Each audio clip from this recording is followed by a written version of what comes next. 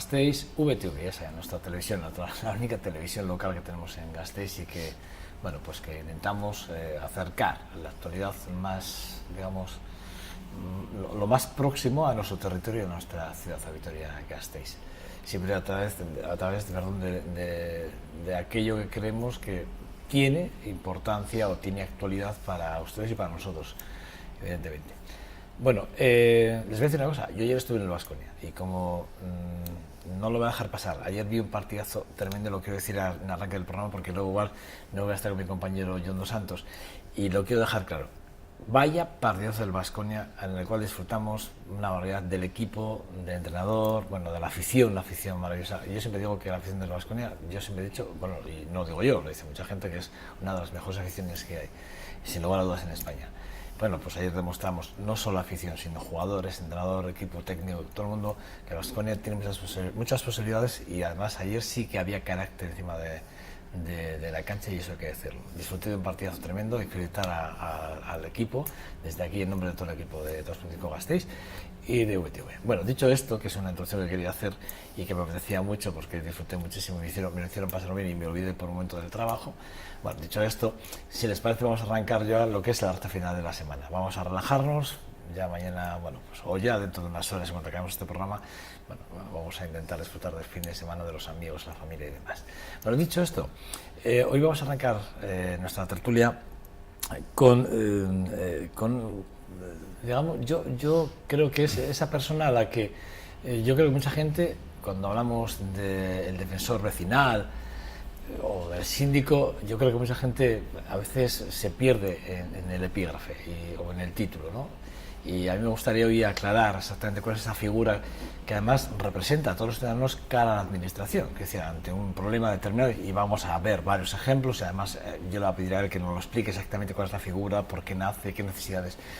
Bueno, vamos a intentar darle un poco, y hablaremos de casos muy concretos, de cosas que pasan y que a mí también me preocupan como ciudadano y que ustedes probablemente habrán leído en más de un periódico y habrán escuchado en más de una tertulia, tertulia de radio. Bueno, Martín Gartxeindía, Egunon. Egunon. No sé si lo he dicho bien, pero creo que... Sí, más o menos. Gartxeindía, sí, bien. Gartxeindía, ¿no? Sí, sí, es que sí, ustedes... sí. Bueno, decía que yo creo que mucha gente... Me da la sensación que mucha gente no sabe de la figura del síndico o en este caso del defensor vecinal, que es así como lo denominamos.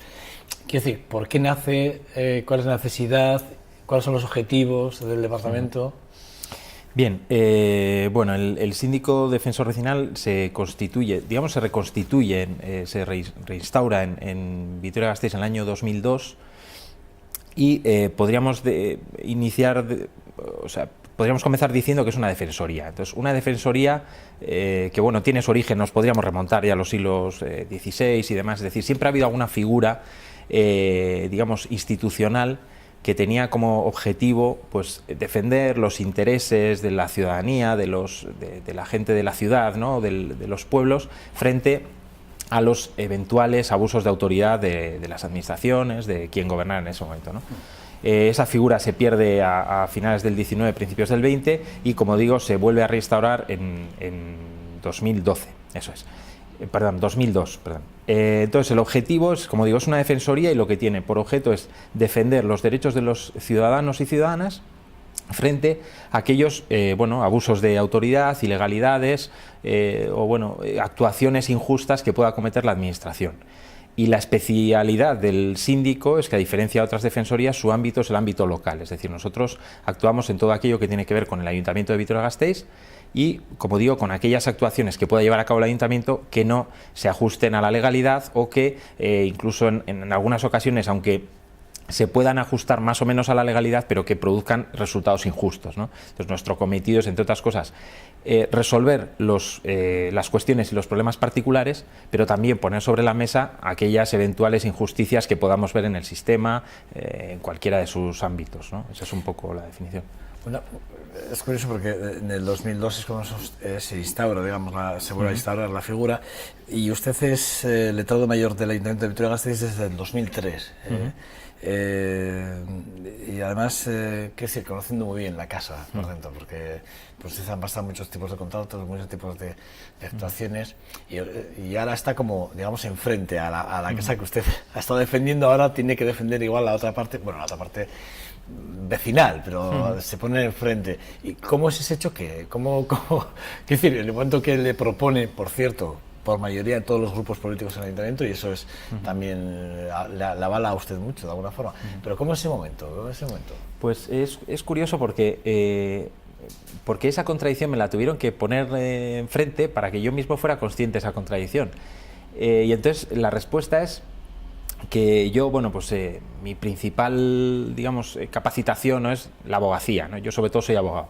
Entonces, la virtud de un abogado es defender a su cliente, ¿no? Entonces, a quien en cada momento resulte su cliente. Entonces, realmente no veo contradicción. O sea, cuando me tocaba defender a la administración, defendía con ahínco a la administración, con argumentos jurídicos, aunque siempre también debo decirlo, es decir, atemperando también a veces los efectos de la actuación administrativa. A veces cuando no veía un juicio que era insostenible, pues, oye chico, esto no hay quien lo sostenga, ¿no? Pero dicho eso, ahora entiendo y asumo y soy consciente de que mis clientes son los ciudadanos y ciudadanas, y entonces los defiendo con el mismo ahínco. Y ya digo, no veo exactamente una contradicción, ¿no? Porque, bueno, defiendo intereses pues distintos, no necesariamente contrapuestos, pero tengo muy clara cuál es mi misión, ¿no? Y en ese sentido, ya digo, no me causa especiales contradicciones.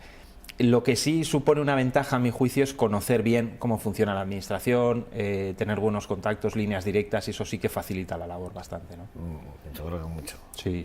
Eso, cojo un teléfono y decir, oye tú, que mira, que ¿te acuerdas que hemos hablado de esto? Sí, eso yo creo que es facilita y agiliza. En este puesto, ya digo, y con líneas directas, ¿no? Que ya digo, yo creo que son necesarias en un puesto de estas características, descubre con cierta sorpresa la existencia de las casualidades, ¿no? Esos problemas que llevaban enquistados durante cierto tiempo, pero de repente un día se solventan, ¿no? Casualmente al día siguiente de que pues hagamos algún tipo de actuación y tal. No siempre pasa, a veces hay problemas que son más complicados, ¿no? Pero bueno, esa función de instigador, de oye, ¿qué pasa con esto?, de ¿os acordáis de esto?, pues también nos corresponde, ¿no? Ya digo que a veces...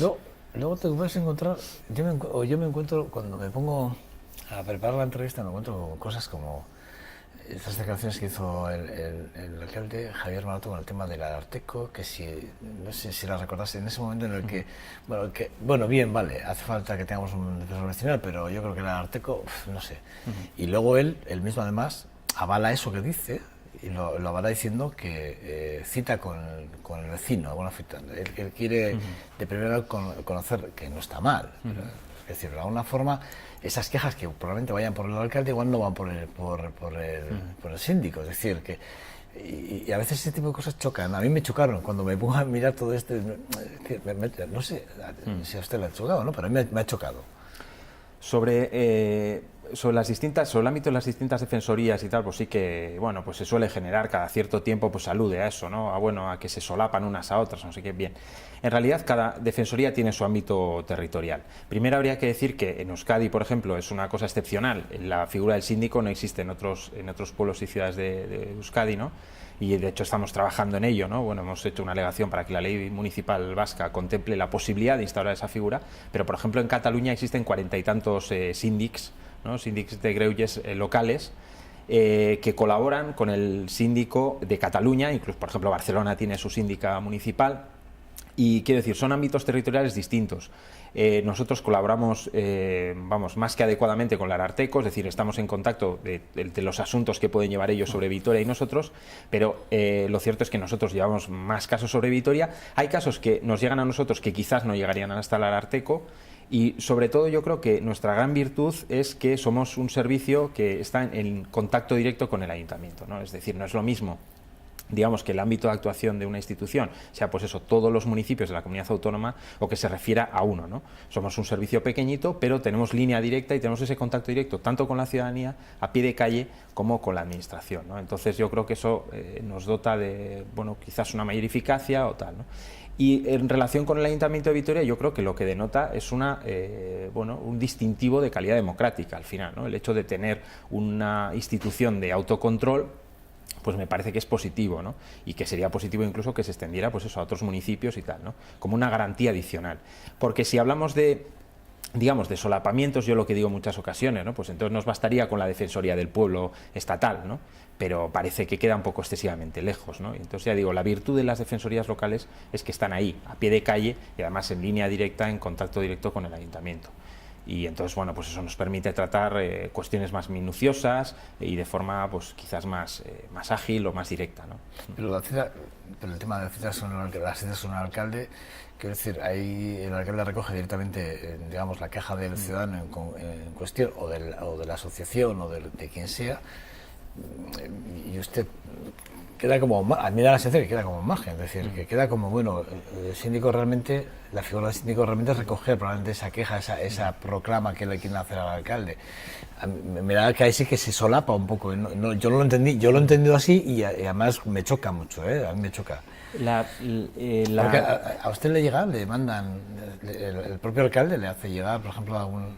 No tanto el propio alcalde, pero el ayuntamiento sí. O sea, es habitual que cuando, por ejemplo, en las oficinas de atención ciudadana se enfrentan a una situación que entienden que no tiene solución o que el ayuntamiento no le ofrece solución, pues es habitual que digan, oiga, pues puede usted acudir al síndico para que intermedie por usted y para que busque una solución a su problema. Es decir, hay ocasiones en las que el ayuntamiento responde, digamos, con el artículo 33 y no hay más que hacer en principio. Entonces el ciudadano se ve abocado a, pues eso, a acudir a la vía judicial, que hoy en día es muy costosa, o a este tipo de vías alternativas que, bueno, pues va a encontrar a alguien que le escuche y que intente poner solución a su problema, y en ocasiones, pues en muchas ocasiones se pone solución.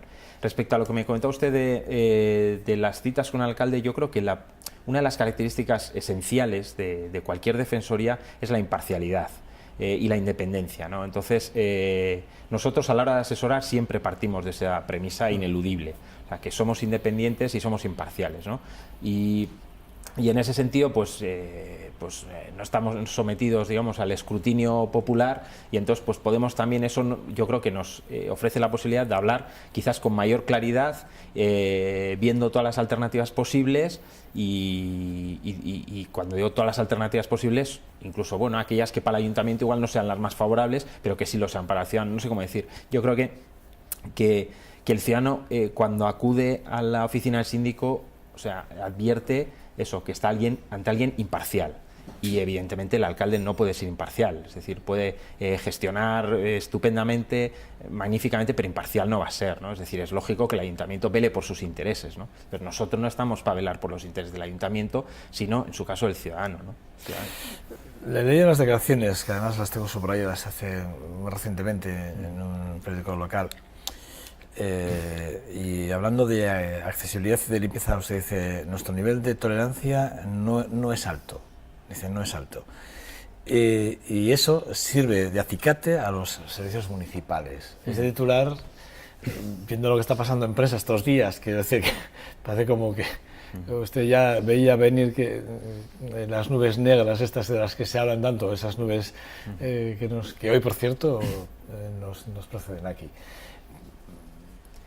Lo cierto es que además coincidió, pero la polémica de limpieza surgió, vamos, creo que al día siguiente de esas declaraciones, ¿no? Entonces, bueno, a ver, hay situaciones puntuales, efectivamente, en los que, por ejemplo, los servicios públicos funcionan mal y es objetivo. Y no sé si se interpreta así o se entiende así, pero yo me refería a que, efectivamente, creo que la ciudadanía vitoriana es crítica. Y creo que esa idea que tenemos de que, no quejicas, yo no diría quejicas, creo que tiene un nivel crítico que está bien y es alto. Y eso me parece que redunda directamente en la calidad de nuestros servicios, en la calidad de nuestra ciudad. O sea, en la medida en que somos capaces de ejercer esa presión sobre los poderes públicos o sobre el ayuntamiento en especial, ¿no? Pues creo que eso hace que en Vitoria no se acepten cosas que quizás en otros municipios, en otras zonas sí se aceptarían. Y a mí eso me parece positivo. Yo, vamos, conozco ejemplos, pues eso, de ciudades y tal, que, joder, veo cosas ahí que digo, esto en Vitoria, imposible. Y allí se admite, ¿no? Se acepta con cierta naturalidad y tal, aunque se pueda criticar, pero no existe ese grado de presión, ¿no? Pero somos objetivos en ese sentido, somos objetivos realmente, no exageramos en nuestras exigencias en un momento determinado, en ese alto nivel de exigencia que nos ponemos nosotros mismos. Todo relativo, quiero decir, somos exigentes, sí. Pero lo cierto es que observamos a diario que cosas que, joder, que parecían insuperables, inmejorables, pues luego se mejoran, se superan, se mejoran las calidades de muchos servicios. No es posible la gestión, joder, tal, muy complicado, muy tal, pero luego se hace, ¿no? Entonces, bueno, pues pedidlo, ¿cómo es?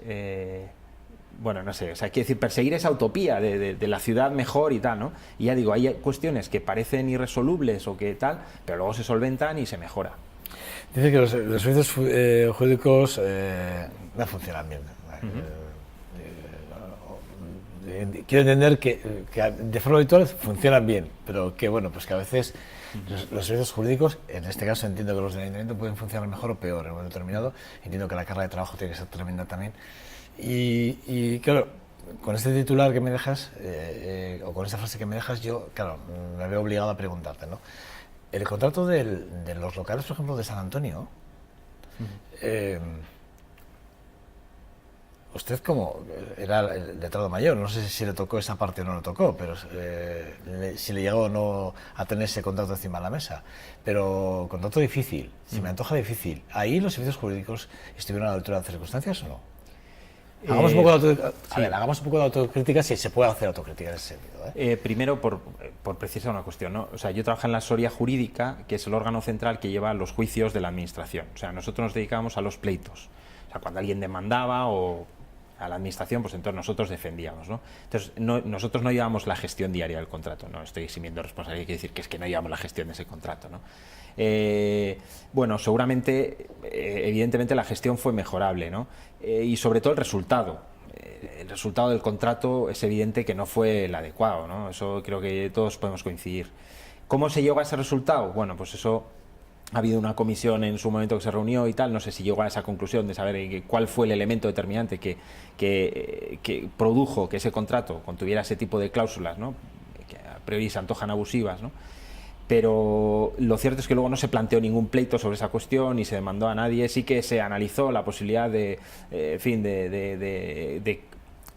cómo impugnar ese contrato, ¿no? Por ejemplo, eso sí que estuvo sometido, pero la verdad que era difícil, porque un contrato que ha sido voluntariamente asumido por ambas partes, pues es muy difícil de impugnar posteriormente, ¿no? O sea, sí se analizó esa posibilidad, pero una vez firmado, quiere decir que es cuando nosotros no analizamos, pues realmente no veíamos posibilidades certeras de impugnación, no viables. Muy difícil. Muy difícil. Bueno, aquí todos los políticos que han pasado por aquí les hemos preguntado sobre este asunto. Y creo que fue Maite Berrocal la que dijo que era un contrato hecho de ingeniería, es decir, muy bien hecho. Y bueno, la verdad es que bueno, no se puede hacer. Yo creo que lo que usted acaba de decir es así, ¿no? Al final, dos partes llegan a un acuerdo y firmamos esto, y lo que hemos firmado los dos somos mayores de edad como para suficientemente saber lo que firmamos y leemos, ¿no? Y sobre todo cuando estamos asesorados jurídicamente es ambas partes, ¿no? Es decir, eso está claro. Eso no quiere decir que lo que además te agradezco esa parte de autocrítica que se debe hacer cuando uno cree que se puede mejorar algo. En este caso, los servicios jurídicos pueden haber mejorado. Bueno, pues probablemente sí.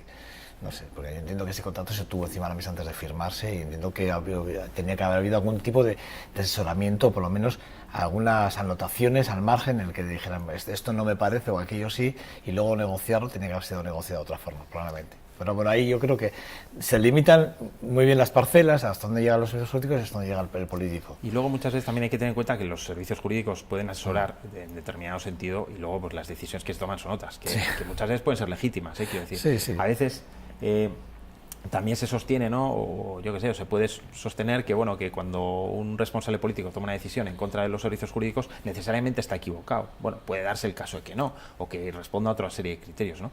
Pero ya digo, una cosa es el asesoramiento y otra cosa es el resultado final de, por ejemplo, ese contrato, de esa decisión política, que no necesariamente tiene que coincidir. Mientras esté razonado, pues puede ser respetable, ¿no?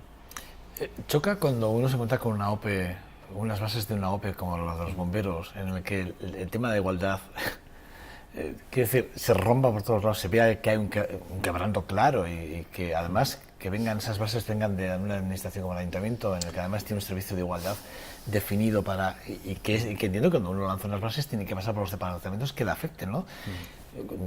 ¿Choca o no choca este tipo de cosas? Chocan determinadas cosas, ¿no? Yo creo que son evidentes. Y la primera de todas sería que yo creo que debemos asumir todos que no puede haber ningún servicio público que quede vedado a las mujeres. yo creo que hoy en día es inadmisible, desde la policía hasta transporte, hasta, por supuesto, bomberos, ¿no? Entonces, si no hay ninguna mujer en un servicio de bomberos, es que algo falla. Cuando tenemos 200, no me acuerdo cuántos profesionales eran, no, creo que eran 70 y tantos o algo así. Entonces, creo que algo falla, ¿no? Entonces hay que hacer una reflexión. Cuando se plantea el tema de las bases, nos plantea un candidato chico, además en concreto, nos plantea esa sospecha de que las bases, las pruebas físicas en concreto que se plantean, pues van a resultar insuperables para las mujeres, ¿no? Y entonces la verdad que nos resultó un tema muy interesante y entonces entramos a trabajar sobre esa cuestión, ¿no?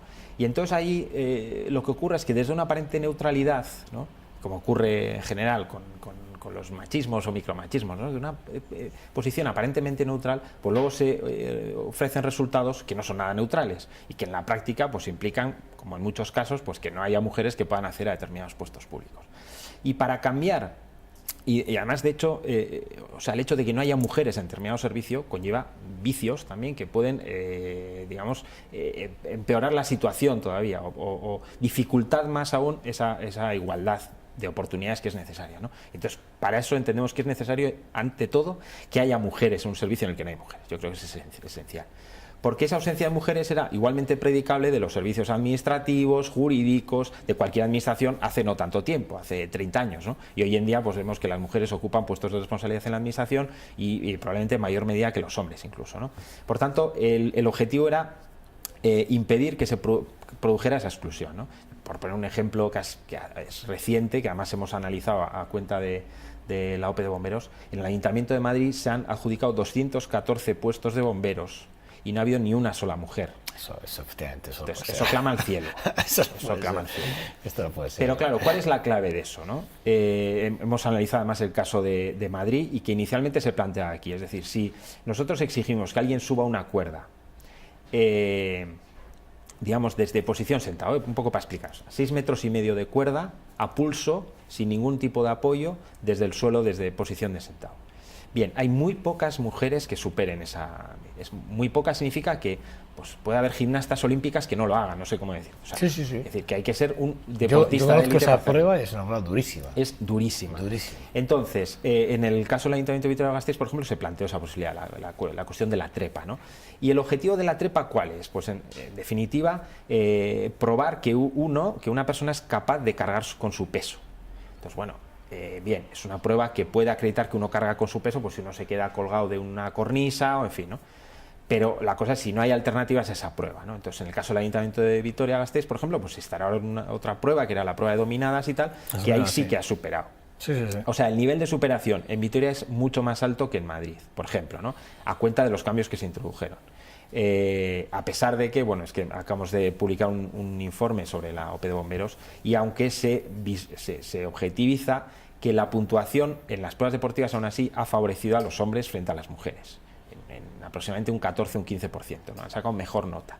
Es decir, que esas pruebas eran más superables para los hombres, digamos que estaban más lejos de sus límites que de las mujeres, ¿no? Entonces lo que abogamos es porque esas pruebas pues se adecúen a las circunstancias de cada uno y a las capacidades de cada uno, que haya baremos distintos y mínimos distintos. Y ya digo, de esa manera tratar de alterar un poco la realidad que creemos que es necesaria. O sea, hoy en día no es de recibo, ni creo que sea sano que haya un servicio público que no cuente con ninguna mujer. O sea, eso no me parece que sea... Y entonces el objetivo debe ser, se ha planteado también en la Ertzaintza y tal. No estoy a favor de los cupos exactamente, pero sí por lo menos de igualdad de oportunidades, partiendo de que tan discriminatorio es tratar de forma desigual a quien es igual, como tratar igual a quien no es igual, ¿no? Ambas fórmulas pueden ser discriminatorias, ¿no? Entonces se trata de... Yo creo que de hecho lo son. Sí, por eso. Entonces, bueno, pues en este caso nos congratulamos de que al menos parece que haya una mujer que vaya a acceder, quizás sean dos. Entonces, bueno, teniendo en cuenta que el número de plazas pues, puede rondar en los 30 y tal, bueno, pues ni tan mal. Por lo menos ir abriendo camino. Creo que hay cuestiones que mejorar. 32 es una... Estoy de acuerdo, está claro. Ya, perdona, pero es una auténtica barbaridad, sí. el porcentaje. O sea... Lo que pasa es que hay una cuestión también cultural, quiero decir, el número de mujeres que se presentan es muy inferior al de hombres que se presentan, y por eso creo que tiene que ver con la cultura, con la imagen del cuerpo, con tal, que es lo que hay que ir cambiando, ¿no? Yo creo. A mí hay una cosa que me llama también la atención, y es que, digamos, la positiva visión que se tiene de determinadas profesiones muchas veces muy ligadas a los hombres. Sin embargo, hay otras profesiones que también son de alto riesgo, me atrevería a decir, y que no son tan valoradas y que muchas veces son las profesiones que ejercen las mujeres, ¿no? Y me explico, al tiempo que surgía el debate sobre las pruebas físicas en la OP de bomberos y tal, no sé qué, y que se hablaba, no, es que claro, es que los bomberos tienen que ser fuertes, tienen que ser muy capaces físicamente, que yo lo, vamos... Sí, pero luego se hace esto, perdón, en paréntesis, son los objetivos que se persiguen. Sí, claro. Sí, y además, puedo estar de acuerdo además, ¿no? Se trata de elegir a los mejores de ambos géneros, ¿no? De ambos sexos. Pero me acuerdo que al tiempo que se plantea este debate, pues tuvimos un episodio, por ejemplo, con trabajadores sociales de calle, ¿no? Gente que trabaja en la calle, digamos, con gente, en muchos casos, conflictiva, problemática y demás, en otros casos no, ¿no? Entonces nos contaba un episodio que había sufrido esa mujer en concreto, en un piso tutelado, tal, con una persona que sacó un arma, ¿qué tal? Claro, nos contaba un episodio de violencia real, ¿no? Y, ostras, nos dejó alucinados. Que dice, ¿no? Que a ver dónde está, Y entonces, lo que digo es que ese tipo de profesiones, sin embargo, pues no se pone en valor, es decir, nadie pone, quiere decir, socialmente no es una cosa admirada, pues el trabajo social de calle, tal, que a veces implica un riesgo que, joder, pues que también alto, ¿no? Pero que, curiosamente, suele estar muchas veces asociada a las mujeres. A mí me sorprendió lo de la OP, ¿eh? Me sorprendió cuando me enteré de la noticia y me leí las bases, me sorprendieron las bases. Me sorprendió, tengo que decir que no las entendía y repito, y es por donde empezaba la pregunta, ¿eh? No entiendo que habiendo un servicio de igualdad como lo que en el ayuntamiento, este tipo de cosas no se vigilen más y usted ha dado en el clavo, es decir, no puede ser que de 100 y pico lo que pasa en Madrid, o 300 los que sean, no hay ni una sola mujer. Algo estamos haciendo mal, seguro, sí o sí. En Madrid las pruebas físicas no las aprobó ninguna mujer, o sea, cero. Eso no puede ser. Se presentaron 539 hombres superaron y ninguna sola mujer. Eso no puede ser. Eso no puede ser. No sé si podría ser incluso recurrible, no directamente, solo por el resultado. Directamente por el resultado, sí, correcto. No lo sé. Ya digo, en el caso de Vitoria yo debo decir que se introdujeron novedades importantes. El servicio, nosotros estuvimos en contacto directo con el Servicio de Igualdad, se introdujeron cambios que entendemos importantes. Ya digo, medidas que aparentemente ¿Pero son después del recurso? No. ¿Previo a la base? Previo, sí, en las bases. Me estoy refiriendo, por ejemplo... Comparativamente con las anteriores, me estás hablando. Me refiero a la última oposición, la que se convocó en 2013, pero hasta que se aprobaron las bases hubo ahí un proceso de participación, la que nosotros intervino el Servicio de Igualdad, y sí que hubo cambios que me parecieron interesantes. Por ejemplo, fíjate, una medida que también parece neutra, ¿no? El carnet de camión. Pues hace falta para ser bombero o bombera el carnet de camión. Claro, ¿cuántos chicos tienen el carnet de camión y cuántas chicas tienen el carnet de camión? Evidentemente son muchas menos las chicas, ¿no? Entonces lo que se decía era que durante el periodo en el que seguía adelante la oposición se podía obtener el carnet de camión. Es decir, no era preciso acreditarlo con anterioridad, porque hay muy pocas chicas que tienen ese carnet. Entonces, si lo pedíamos como requisito al inicio de la convocatoria, pues ya la criba era mayor. Criba tremenda. Tremenda. Sí, entonces, hay medidas, ya digo, que son aparentemente neutras que luego no tienen ese efecto, ¿no? Por ejemplo, en materia de embarazo también había previsiones en relación con embarazo y tal, que luego creo que no hubo ninguna incidencia de ese tipo, tal. Pero, y sobre todo, ya digo, la clave de las pruebas físicas. Ahí nosotros pedimos informe al Instituto Vasco de Educación Física y estuvimos en contacto con profesores del instituto para que nosotros no somos expertos en pruebas físicas, para que nos hicieran un informe sobre las características de esas pruebas y tal. Y efectivamente, tal y como estaban planteadas al inicio, la conclusión era que eran discriminatorias. Sobre todo el tema de la trepa era claro. Tengo dos asuntos porque el tiempo se nos va y quería tratar más temas y la verdad es que, bueno, como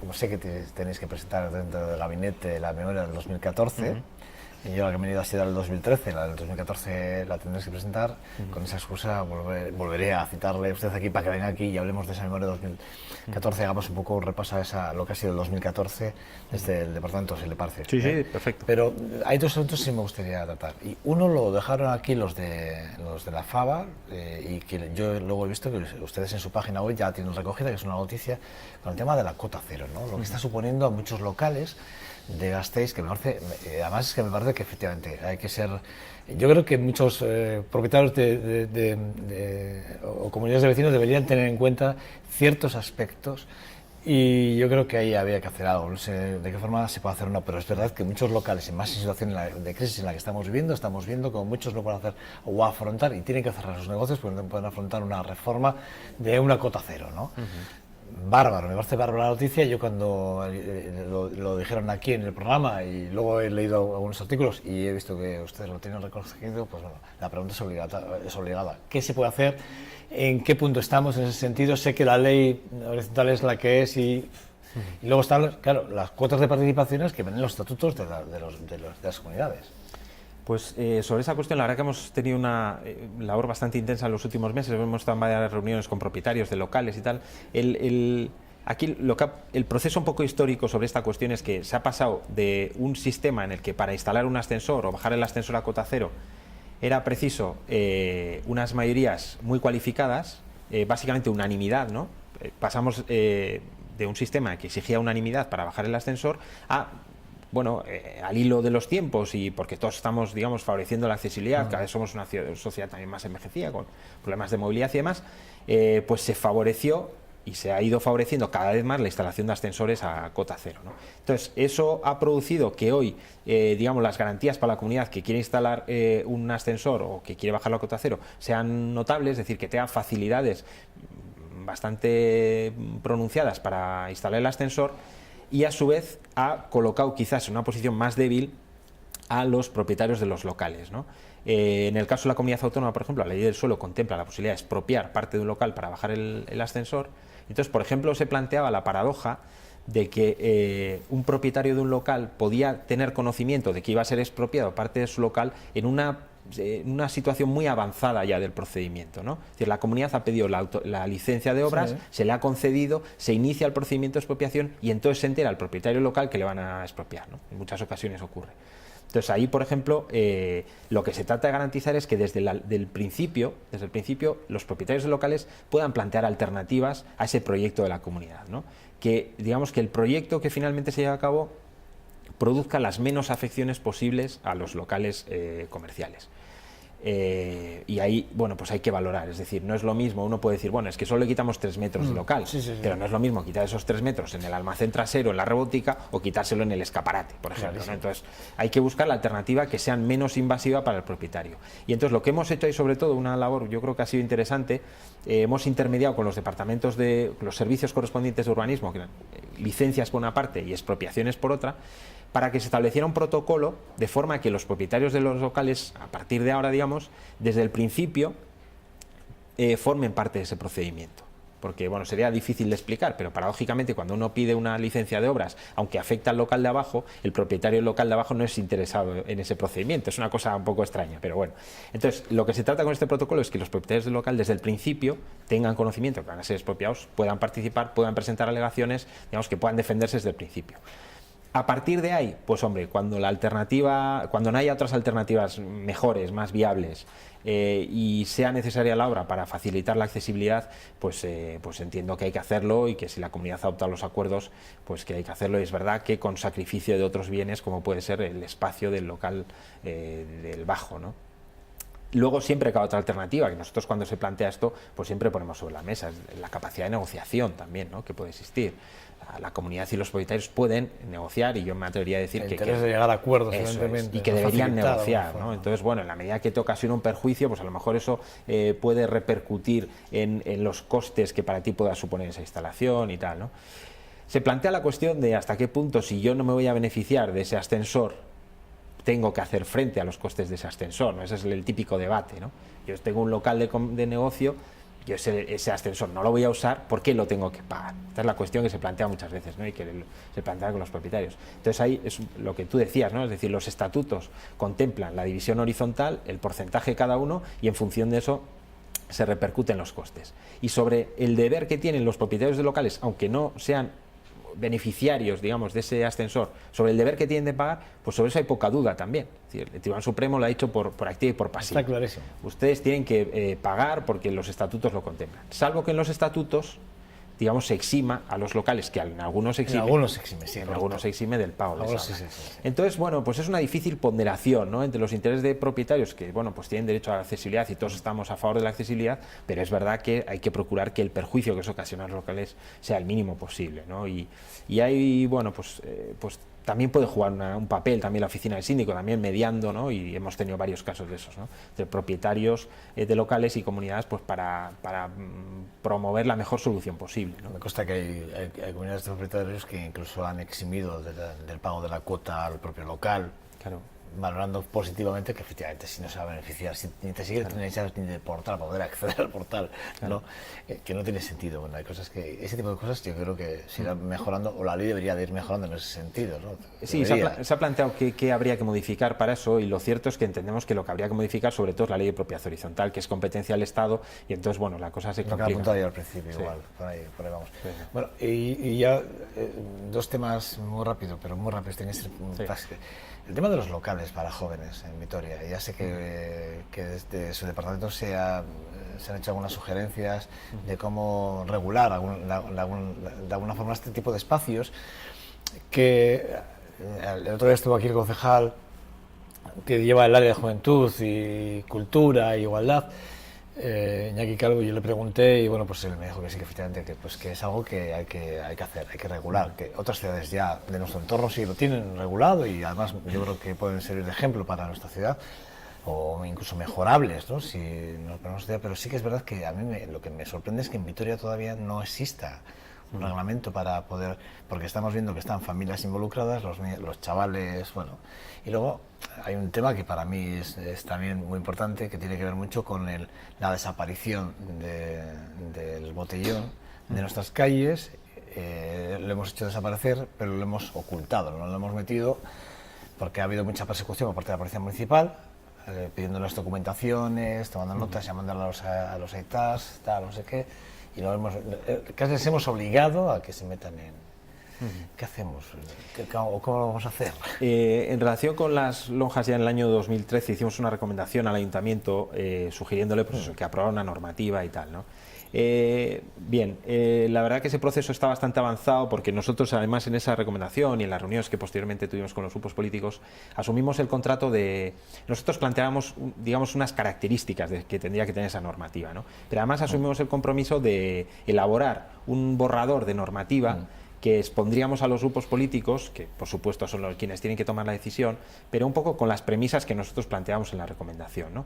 Bien, lo cierto es que esa normativa la tenemos elaborada y ahora lo que estamos haciendo es contrastarla con los diferentes agentes, ¿no? Pues el ayuntamiento, área de juventud, área de medio ambiente, asociaciones, bomberos, en fin, diferentes organismos, para ver si, bueno, pues si se ajusta a la legalidad, a ver cómo lo ven y tal, ¿no? Entonces, para nosotros el borrador de ordenanza partía de dos premisas. Una, que hay que favorecer, digamos, que es un aspecto... Bueno, la premisa de todo sería que las lonjas hoy por hoy no constituyen un problema, digamos, grave de la ciudad, en el sentido que dé lugar, por ejemplo, a muchas denuncias, a muchas sanciones y demás. Es decir, no cabe considerar que sea, digamos, un problema grave en ese sentido, y así...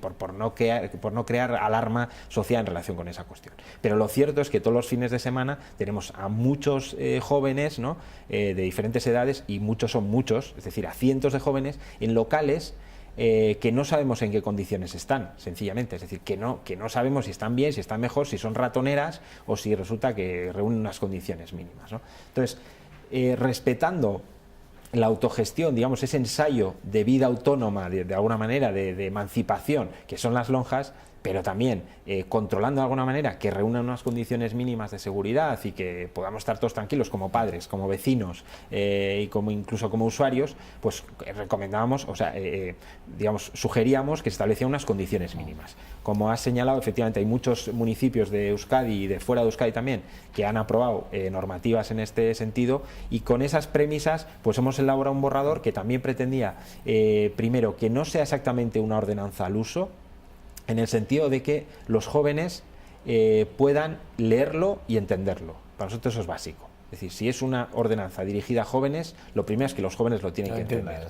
Está claro, sí. A la vista del texto, de nuestro texto, y por lo que nos comentan, parece que se entiende muy fácil, y es muy fácil de leer, y para nosotros eso era una virtud. Y a partir de ahí, pues sobre todo, no tanto perseguir, multar, sobre todo la multa económica, que no tiene mucho sentido en estos ámbitos, sino sobre todo fomentar pues que sepamos dónde estáis, y que sepamos que vuestros locales reúnen las condiciones. Y si aquello es una ratonera infame, pues os sugeriremos que os vayáis a otro lado. Pero si reunís unas condiciones mínimas, bueno, pues legalizar esa situación, que es lo que se reclama por parte de los jóvenes también, que hoy en día no saben a qué atenerse. Están ahí reunidos, no saben si es legal, si no es legal, y entonces también por parte de los jóvenes se reclama pues que haya una normativa, que se aclare cuál es su situación, ¿no? Y que ellos también tengan unas garantías, porque nos hemos encontrado con situaciones también de jóvenes que nos decían, es que viene la policía, nos desaloja y adiós, muy buenas, ¿no? Entonces, claro, ¿dónde están las garantías, digamos, ¿no? También. Y entonces la respuesta no, es que no es una actividad legalizable, o que hoy quiero legalizar, ¿y qué condiciones? No, pues es que no sé qué condiciones son o tal. Entonces, aclarar esa cuestión nos parece importante. Bueno, Martín Gartxindia, el síndico de aquí de Vitoria-Gasteiz, defensor del vecino, le volveré a llamar a usted para que venga a este programa con el motivo de la presentación de la memoria del 2014, y además ahí ya hablaremos de la carrera de burros, que tanta guerra está dando, y que, por cierto, espero que no llegue a los tribunales el asunto, porque vamos, tal y como pinta y tal y como se han puesto las posturas, o sea, creo que eran 38 años haciendo esta carrera de burros y que ahora resulta que se pone entredicho, bueno, no sé. La verdad es que sí hay una cosa que me choca, y es que Vitoria no quiere circos con animales, tal, y sin embargo permitimos, bueno, y luego hay esa controversia entre lo que permite el ayuntamiento y lo que no se permite por ley por otros lados. O sea que bueno, pero este tema lo vamos a dejar, si a usted le parece bien, que espero que, ¿para cuándo tendrá más o menos la memoria? Pues la memoria vendrá después de las elecciones, o sea, calculo para junio. Para junio. Sí. Bueno, pues para entonces, antes de Santiago, le tendremos aquí y podremos utilizar este argumento también como parte de la entrevista. Muchas gracias por acercarse hasta el 2005 Gasteiz. Un verdadero placer, de verdad. No tenía placer de conocerle, es un verdadero placer. Igualmente, un placer. Bueno, a ustedes nada, vamos a la tertulia en 2 segundos. Seguimos adelante en 2.5 Gasteiz, recta final de fin de semana. Hasta ahora.